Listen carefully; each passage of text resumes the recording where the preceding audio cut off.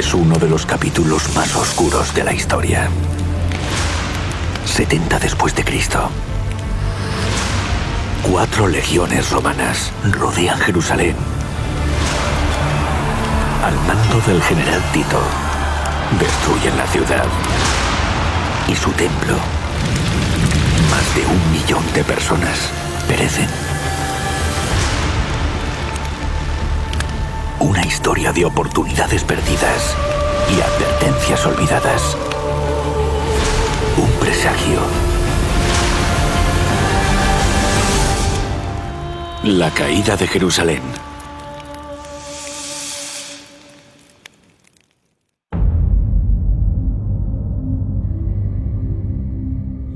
El 14 de abril del año 70 después de Cristo, Tito, general romano y futuro emperador, inició el asedio de Jerusalén.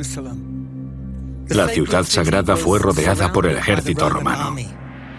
Unos 80.000 soldados, entre ellos 4 legiones, una de las cuales era la 10ª, una legión legendaria que estaba situada en el Monte de los Olivos, con vistas a Jerusalén. La ciudad estaba atrapada en un asedio a muerte cada vez más estrecho. No había escapatoria. No se permitía la entrada de alimentos ni agua a la ciudad. A continuación, la artillería pesada y el armamento mortífero fueron montados y desplegados en su lugar. El arsenal incluía torres de asedio, catapultas, arietes y lanzallamas. Todos ellos estaban diseñados para asaltar directamente las murallas y someter las defensas y a los habitantes de Jerusalén. Los romanos eran metódicos, minuciosos y decididos en su planificación y ejecución. Una devastadora y mortífera artillería rodeaba la ciudad. El plan consistía en aterrorizar a los defensores y amedrentar, intimidar, golpear y matar de hambre a los habitantes para que se sometieran y se rindieran. El asedio de Jerusalén se convirtió rápidamente en una pesadilla de hambre, batallas, muerte e incluso canibalismo. Fue quizás uno de los ejemplos más crudos de sufrimiento humano en tiempos de guerra de la historia. Josefo, un historiador testigo ocular, dijo que más de 1 millón de personas perecieron en el asedio y la destrucción de Jerusalén. Pero el asedio no sorprendió a un grupo de judíos. Los judíos cristianos habían sido advertidos por Jesús de lo que se avecinaba, y muchos de ellos habían huido de la ciudad tras la abrupta e inesperada retirada de Cestio. Acompáñanos esta semana en la exploración de este horrible capítulo de la historia y examina más de cerca las sorprendentes predicciones proféticas hechas por el propio Jesús en relación con uno de los asedios militares más terribles y espantosos que el mundo haya visto jamás. Y al hacerlo, quizá descubramos que también hoy hay un mensaje vital para todos nosotros.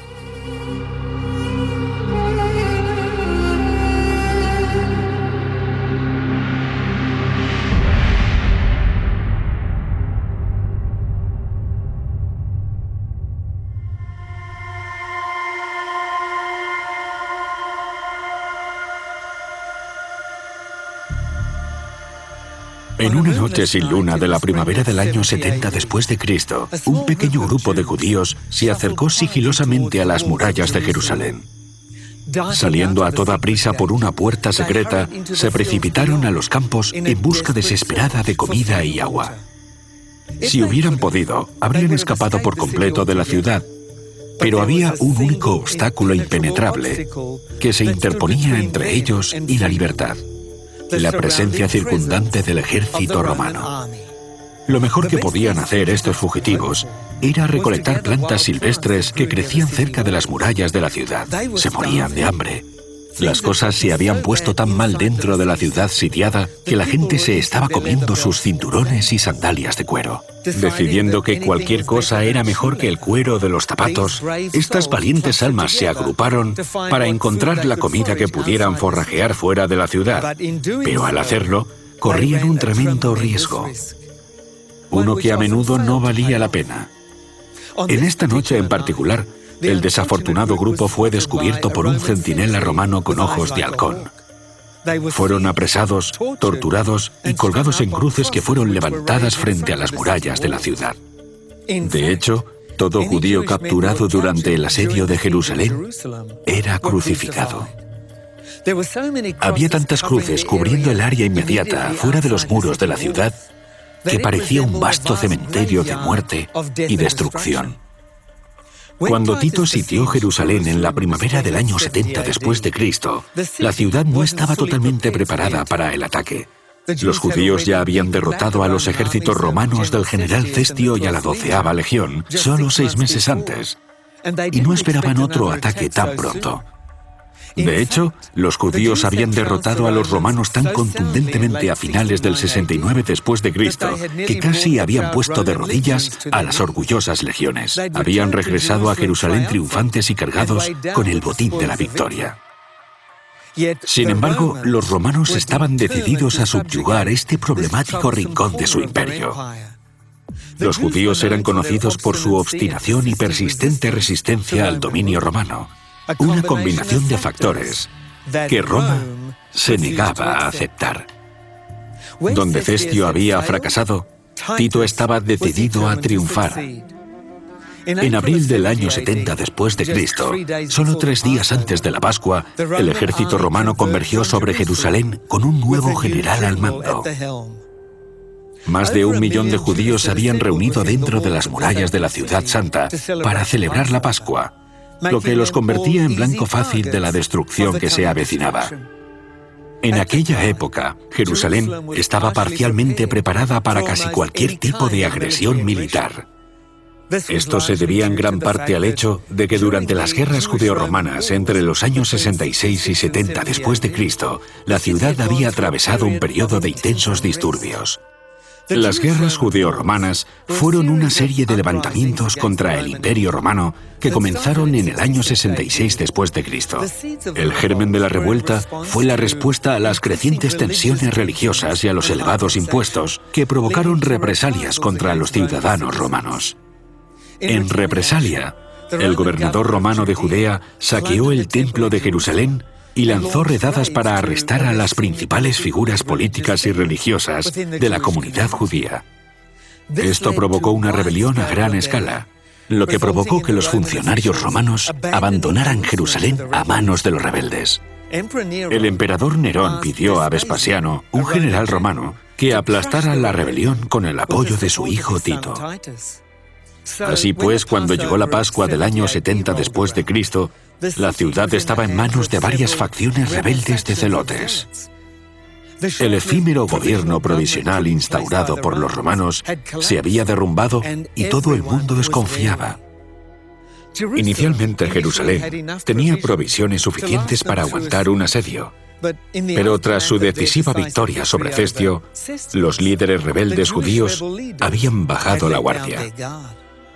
Las reservas de alimentos y suministros habían disminuido, dejando a la ciudad sin preparación para un asedio prolongado, especialmente teniendo en cuenta el gran número de refugiados y forasteros que habían entrado en Jerusalén para celebrar la Pascua. Cuando Tito rodeó la ciudad, el caos inundó las calles. En 3 semanas, el ejército romano había conseguido abrirse paso a golpes a través de las 2 murallas exteriores de la ciudad. Solo quedaba en pie la 3ª muralla, la más gruesa, debido en gran parte a la tenacidad de los rebeldes que defendían la ciudad a la desesperada. Pronto, el hambre amenazó a los habitantes atrapados. Pero el asedio no fue una sorpresa para un grupo de judíos.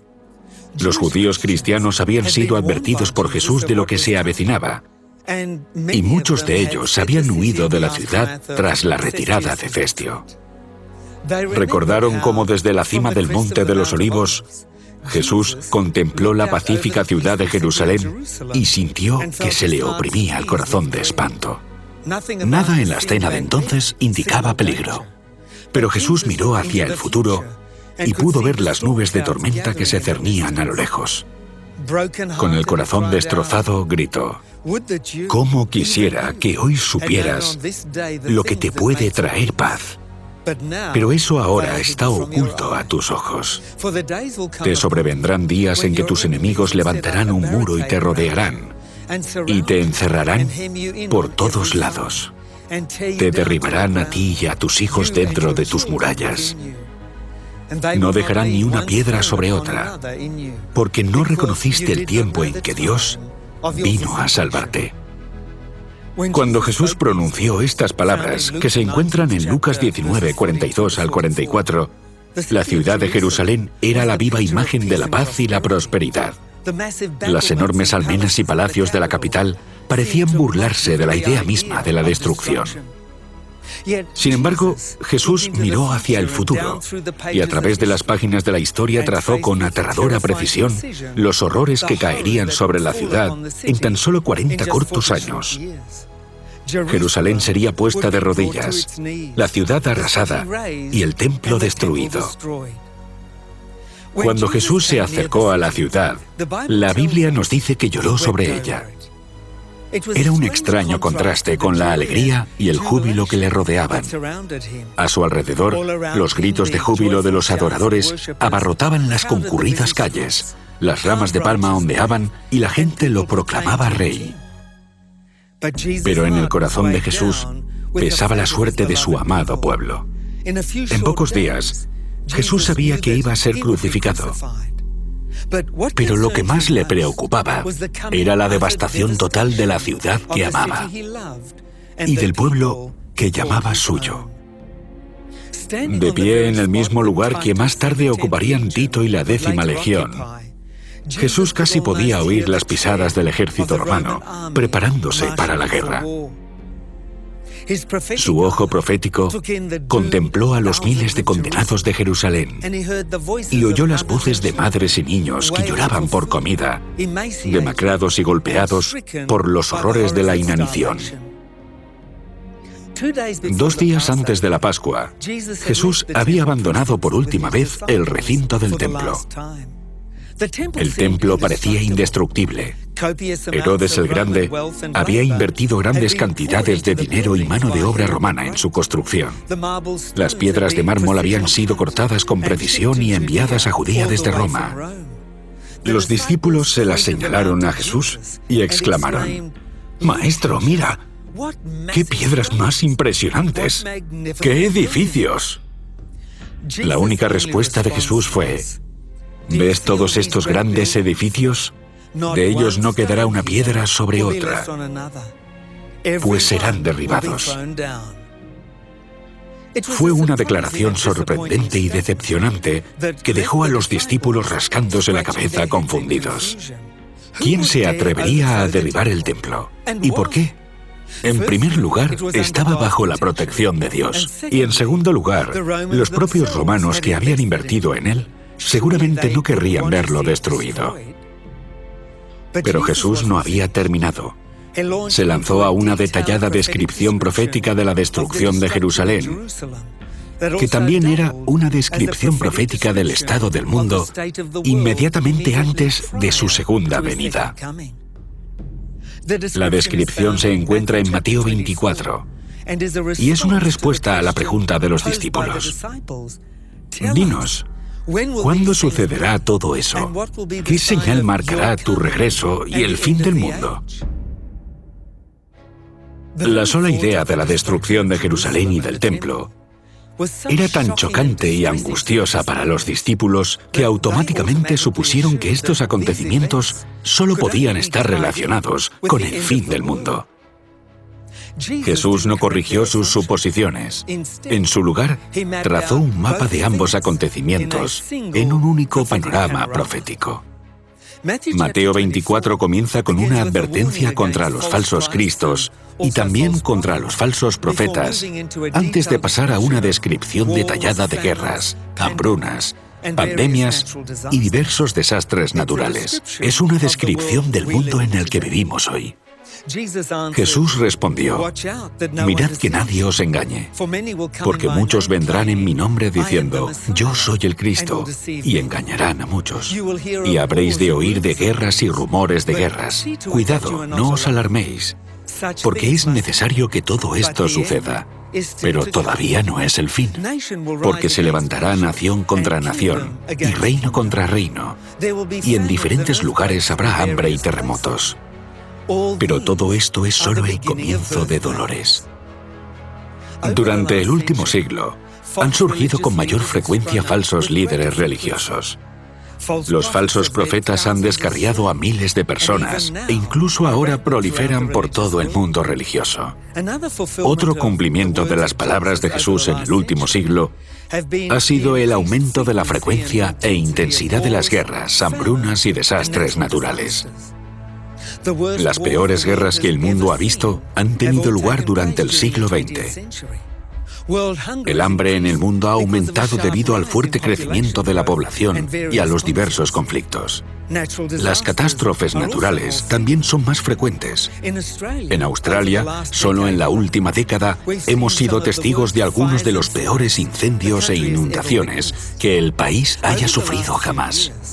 En los últimos años, el mundo ha sufrido una de las peores pandemias globales de la historia. La pandemia del coronavirus se ha extendido por todo el mundo como una marea mortal, a pesar de los importantes avances que la ciencia médica ha logrado en el último siglo. Jesús se refiere a los acontecimientos que rodean su venida como dolores de parto. Como los dolores de parto, los signos aumentarían en frecuencia e intensidad a medida que la historia se acerque al clímax de su segunda venida. Cuando observamos el mundo en el que vivimos hoy, una cosa está clara.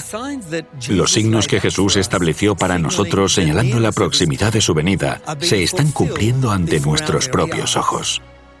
Vivimos tiempos apasionantes. La espiral de caos que vemos a nuestro alrededor apunta hacia el acontecimiento más glorioso que el mundo haya visto jamás. Jesús viene pronto. La pregunta es, ¿estamos preparados para recibirle? Jesús continúa su panorama profético dando vueltas a acontecimientos que se relacionarían tanto con su segunda venida como con la destrucción de Jerusalén. Uno de ellos es especialmente interesante. Por tanto, cuando veáis la abominación de la desolación de que se habló por medio del profeta Daniel, colocada en el lugar santo, el que lea que entienda, entonces los que estén en Judea huyan a los montes. Se refiere a los estandartes romanos, con las insignias del imperio y del culto imperial, que se plantaban en la zona que los judíos consideraban tierra sagrada. Jesús advirtió a sus seguidores que cuando vieran que esto ocurría, debían prepararse para abandonar la ciudad, porque su destrucción sería inminente. Jesús continuó advirtiéndoles que no debían dudar. El que esté en la azotea no baje a sacar las cosas de su casa, y el que esté en el campo no vuelva atrás a tomar su capa. En el momento en que vieran cumplirse los signos predichos, debían prepararse, huir y escapar inmediatamente. Ahora bien, cualquiera que hubiera escuchado a Jesús predecir la destrucción de Jerusalén, lo habría tomado por un alarmista enloquecido o un rebelde sedicioso aliado con los romanos. Lo que estaba prediciendo parecía imposible. Herodes no solo había derrochado dinero en la ciudad para mejorarla estéticamente, sino que también la había fortificado. Se habían reforzado las murallas y construido numerosas torres y fortalezas. Jerusalén era una ciudad situada en una colina que nunca podría ser tomada. Pero como dice el viejo adagio, nunca digas nunca. Por inconcebible que pareciera entonces, Jerusalén cayó en manos de los romanos. Rompieron las murallas, saquearon la ciudad y la arrasaron. En los 40 años que siguieron a la muerte de Jesús, Jerusalén se parecía cada vez más a Roma, a pesar de que la ciudad afirmaba pertenecer a Dios. Pronto empezó a florecer el faccionalismo político. Había mucha insatisfacción con el gobierno romano, que empezó a burbujear y a estallar con el paso del tiempo. Entre los años 66 y 70 después de Cristo, los judíos se enfrentaron a los romanos. La lucha se conoce como las guerras judías o la rebelión judía. En el año 70 después de Cristo, alrededor de la fiesta de los tabernáculos, Cestio, el gobernador romano de la región, rodeó la ciudad y la sitió por primera vez. Fue una prueba aterradora. Pero muchos de los fanáticos judíos no estaban dispuestos a caer sin luchar. Para los judíos cristianos, los estandartes romanos del águila que se erigieron en el campo santo de Jerusalén recordaban la profecía de Jesús. Observaron y esperaron una señal de que era el momento de partir. Y tal y como Jesús predijo, se les dio una ventana de oportunidad para escapar. De repente y sin previo aviso, Cestio Galo ordenó la retirada. Para entonces, los judíos estaban considerando seriamente la posibilidad de rendirse. La repentina retirada de Cestio sin motivo aparente alentó sus debilitadas esperanzas. También aumentó las esperanzas de los cristianos que observaban. Mientras los rebeldes judíos perseguían a Cestio, los judíos cristianos aprovecharon para abandonar la ciudad. Se congregaron en la ciudad de Pella, situada en Perea, justo al otro lado del río Jordán. Debido a que habían elegido creer en las palabras de Jesús y actuar cuando se presentaba el momento adecuado, ni un solo cristiano murió en el asedio de Jerusalén.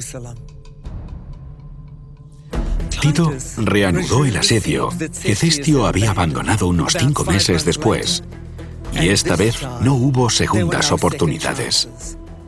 Las grandes catapultas lanzaron enormes rocas contra las murallas y sobre la ciudad. Las altas torres de asedio rodaban hasta su lugar con los arietes diseñados para aplastar y debilitar las murallas. Los romanos eran metódicos e implacables. Bajo Tito, Jerusalén estaba oprimida por el hambre. Las madres canibalizaban a sus propios hijos. Los niños robaban comida a sus padres ancianos y moribundos. La gente recurría a comer lo que encontraba para sobrevivir. El asedio de Jerusalén sacó lo peor de la naturaleza humana. Miles de personas murieron de hambre y de enfermedades. Los romanos se negaron a abandonar el asedio, aunque sentían repulsión por lo que estaba ocurriendo en la ciudad. Estaban decididos a sembrar el terror en los corazones de los judíos y a aplastar de una vez por todas la prolongada rebelión. Capturaron prisioneros, los torturaron y los colgaron de cruces. Los cadáveres de los muertos y moribundos se amontonaban en pilas por todos los valles. Cruces como árboles en un bosque poblaban el valle de Josafat. Sin embargo, Tito no cedió. No aceptaría nada menos que la rendición absoluta. Entonces Tito se preparó para su ataque final. Dio instrucciones específicas de que el templo no debía ser tocado. El edificio era demasiado valioso para ser incendiado descuidadamente en una escaramuza. Pero Jesús había predicho el derrocamiento y la destrucción del templo, y siempre se puede contar con la palabra de Dios. En el caos del asalto, un soldado arrojó una antorcha encendida dentro del templo, e inmediatamente las vigas forradas de cedro alrededor del lugar santo ardieron en llamas. Tito, horrorizado, se apresuró a intentar contener la situación, pero ya era demasiado tarde. Enfurecidos por la guerra de guerrillas de los celotes judíos, los soldados romanos comenzaron a lanzar más barras de fuego contra el templo. También desenvainaron sus espadas y masacraron a cuantos celotes encontraron escondidos en el interior del edificio. Fuego y sangre se mezclaban en el interior del templo. La sangre fluía como el agua por los escalones del templo en ruinas, en un torrente ominoso. Nada podía hacerse por salvar el templo. Poco después de la destrucción del templo, toda la ciudad cayó en manos de los romanos. Los rebeldes judíos abandonaron sus torres y almenas, y Tito y sus soldados las encontraron desoladas. Ordenó que la ciudad y el templo fueran arrasados hasta sus cimientos. Tal como Jesús había predicho, no quedó piedra sobre piedra. Lo que parecía imposible era ahora una realidad. Si más de los que estaban dentro de la ciudad hubieran escuchado las palabras de Jesús, habrían escapado con vida. Los seguidores de Jesús sobrevivieron a la destrucción de Jerusalén. Difundieron sus enseñanzas por todo el Imperio Romano, dando origen a la nueva religión del cristianismo. En Jeremías 29:11, Dios dice: Porque yo sé muy bien los planes que tengo para ustedes, afirma el Señor. Planes de bienestar y no de calamidad, a fin de darles un futuro y una esperanza. Los planes de Dios para nosotros son siempre los mejores, pero para que Él los cumpla en nuestras vidas, necesita nuestra cooperación. Si estamos dispuestos a poner nuestras vidas en sus manos, nos encontraremos como los cristianos judíos en la seguridad de Pella, y no en medio de la destrucción de Jerusalén. Hay seguridad en la palabra de Dios. A medida que las señales de la venida de Jesús aumentan en frecuencia e intensidad, indicando que el mayor clímax de la historia de esta tierra no está lejos, Dios nos ofrece un refugio seguro a través de su palabra.